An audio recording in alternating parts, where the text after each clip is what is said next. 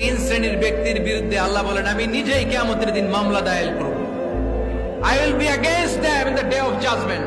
Three categories of people I will be against them in the day of judgment. তিন শ্রেণীর লোক কিয়ামতের দিন তারা ছাড় পাবে না। আল্লাহ বলেন আমি নিজেই তাদের বিরুদ্ধে মামলা দায়ের করব। এর মধ্যে এক শ্রেণীর লোক হচ্ছে রাজুলুন ইস্তাআজারা জিরান ফাস্তাউফা মিনহু ওয়া লাম ইউতি আজরা। একজন শ্রমিক ভাড়া করে তার কাছ থেকে কাজ নিয়েছে কিন্তু তার পারিশ্রমিক আদায় করে নাই। এরকম আছে না নাই? দাপট দেখায় ইউনিভার্সিটির ক্যান্টিন গুলোতে, ইউনিভার্সিটির ক্যান্টিনে যে খায় মাগার বিল দেয় না, এরকম ডাকাইত আছে না নাই? চায়ের দোকানে চা খায় আগে পরে দিমো বিল দেয় না, আছে না নাই? দোকানে যে পণ্য কিনে বিল দেয় না পরে দিমো, আছে না নাই? কিয়ামতের দিন আল্লাহ তোর এই মাস্তানি ছুটাবে, চিল্লা এখন ঠিক কিনা? আনা খাসমুহুম, আমি নিজেই তাদের বিরুদ্ধে মামলা দায়ের করব। কথাটা কার?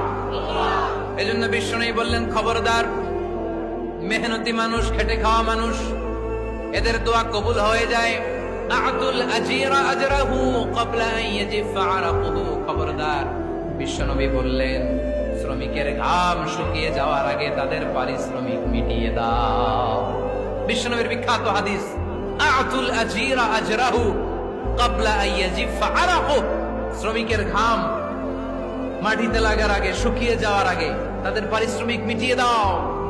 কেননা তারা যদি বদদোয়া করে তোমার জীবনকে জাহান্নাম বানিয়ে দিবে কে?